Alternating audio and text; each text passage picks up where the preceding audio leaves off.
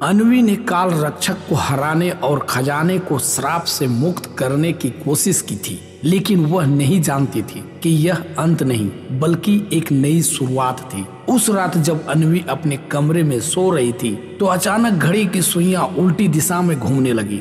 खिड़कियों से ठंडी हवा के झोंके आने लगे और दीवार पर वही डरावना साया उभर आया।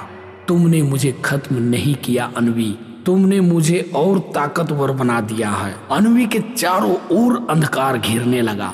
उसे एहसास हुआ कि यह लड़ाई अब सिर्फ उसकी नहीं बल्कि उसकी आत्मा और काल रक्षक के बीच का अंतिम संघर्ष था। क्या अन्वी इस अंधकार को हराकर उजाले तक पहुंच पाएगी या काल रक्षक का यह प्रकोप उसे हमेशा के लिए अपने जाल में कैद कर लेगा? आगे जानने के लिए हमारे साथ रहिए।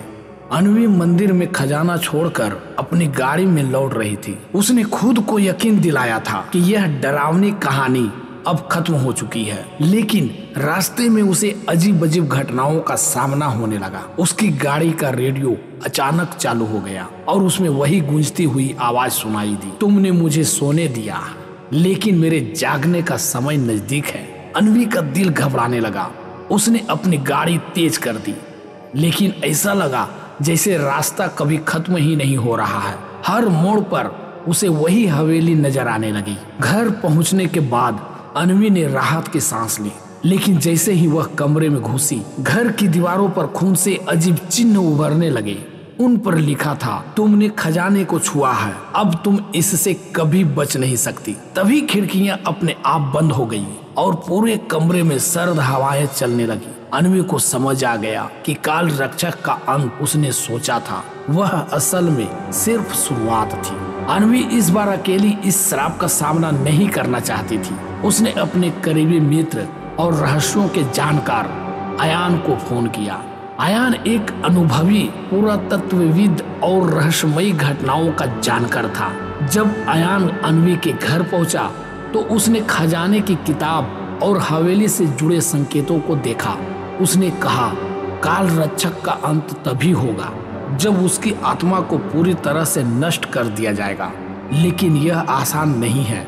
हमें उसके असली नाम और उसकी शुरुआत की जड़ तक पहुंचना होगा। अन्वी और अयान पुराने अभिलेखों की खोज में लग गए। उन्हें पता चला कि काल रक्षक कोई दानव नहीं बल्कि एक श्रापित पुजारी था। वह नंदिनी के पति का सहायक था, जिसने हवेली में किए गए पापों के कारण अपनी आत्मा को श्रापित कर लिया था। उसकी आत्मा खजाने की रक्षा करने के लिए हमेशा जीवित रहेगी जब तक कि उसे उस अग्नि कुंड में विसर्जित न कर दिया जाए जहां उसे पहली बार बांधा गया था। अन्वी और अयान खजाने को लेकर फिर से मंदिर लौटे, लेकिन इस बार काल रक्षक ने अपनी पूरी शक्ति के साथ उन पर हमला किया। मंदिर के अंदर सब कुछ बिखरने लगा। दीवारों से भूतिया परछाइयां निकलने लगी और चारों तरफ आग की लपेटें फैल गईं। अयान ने चिल्लाते हुए कहा, मंत्र पढ़ो अन्वी, यह हमारी आखिरी उम्मीद है। अन्वी ने कांपते हुए किताब खोली और मोक्ष मंत्र पढ़ना शुरू किया, लेकिन काल रक्षक अब और ताकतवर हो चुका था। उसने अन्वी की ओर झपटा, लेकिन अयान ने अपनी जान दांव पर लगाकर उसे रोक लिया। अंत में अन्वी ने खजाने को अग्नि कुंड में फेंक दिया। जैसे ही खजाना जलने लगा, काल रक्षक दर्दनाक चीख के साथ गायब हो गया। पूरा मंदिर गिरने लगा। अन्वी और अयान किसी तरह मंदिर से बाहर निकलने में कामयाब हो गए। उन्होंने सोचा कि यह श्राप अब खत्म हो गया है, लेकिन घर लौटते समय अन्वी को एक जली हुई किताब सड़क के किनारे पड़ी मिली। उस पर लिखा था, तुमने मुझे हराया नहीं है, मैं वहां लौटूंगा जहां से सब शुरू हुआ। दोस्तों, क्या यह सच में काल रक्षक का अंत था या यह सिर्फ एक और स्तर था इस अनंत श्राप का? हमारे साथ जुड़े रहिए। साया पार्ट 6 में और रहस्य खुलने वाले हैं। धन्यवाद। अगर ये कहानी आपको अच्छी लगी तो वीडियो को लाइक करें, इस चैनल को सब्सक्राइब करें और अपने मित्रों को भी ये वीडियो शेयर करें। धन्यवाद।